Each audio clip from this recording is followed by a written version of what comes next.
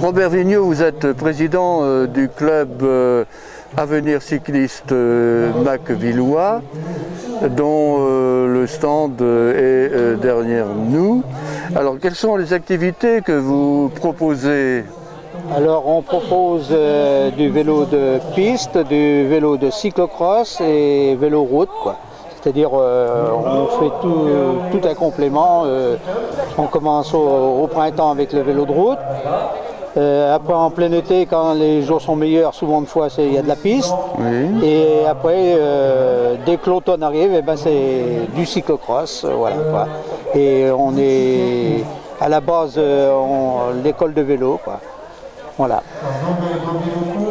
Quels sont les âges que vous avez dans votre club? On commence à l'âge de 6 ans. Alors les plus jeunes ont 6 ans. Ouais. Voilà. Les plus jeunes ont 6 ans, alors moi je suis entraîneur. On accueille l'école de vélo de 6 ans à 14 ans. Ensuite, l'évolution normale et souhaitée du club dans son projet, c'est de constituer des équipes minimes 13-14 ans et cadets 15-16 ans. Ce qui va être le cas pour l'année prochaine. Donc ça sera le gros travail du club, pérenniser l'école de vélo et constituer des équipes minimes cadets, avec également une section loisirs qui permet également à tout le monde de trouver vélo qui plaît au sein de l'Avenir Cycliste Macvillois 17. Vélo loisir sans esprit de compétition. Voilà, sans esprit de compétition, de découverte. L'année dernière, par exemple, plusieurs de nos licenciés ont participé à la semaine fédérale de cyclotourisme. Certains ont fait Paris-Roubaix cyclotouriste. Donc découvrir le vélo, mais sous une forme plus de plaisir, de loisir. Sachant qu'à la base, c'est plus de la compétition des jeunes qui nous intéresse. Et vous avez déjà participé à des compétitions avec vos jeunes?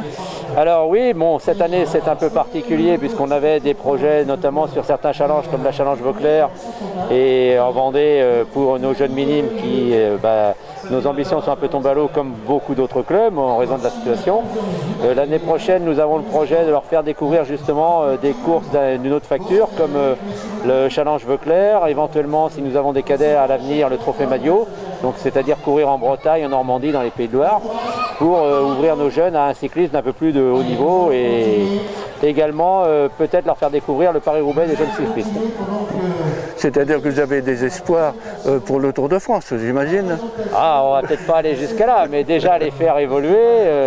Après, c'est quelque chose qui ferait plaisir à Jacques Bossis d'avoir un nouveau Charentais maritime sur les routes du Tour, mais il est beaucoup trop tôt pour en parler, mais on ne peut pas empêcher nos jeunes de rêver, et au contraire, il faut qu'ils continuent à rêver. On en parlera peut-être dans 20 ans. Ah oui, même dans 10 ans, dans 10 ans. Puisque nos jeunes minimes ont 13-14 ans, donc on peut...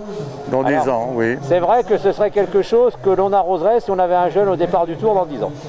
Bien. Quels sont les jours d'entraînement?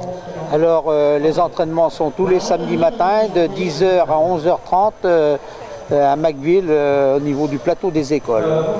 Voilà. Et après, on a un entraînement le mercredi après-midi, alors les heures sont à définir par rapport aux catégories. Voilà. Et quelles sont les conditions d'admission au club, d'adhésion au club?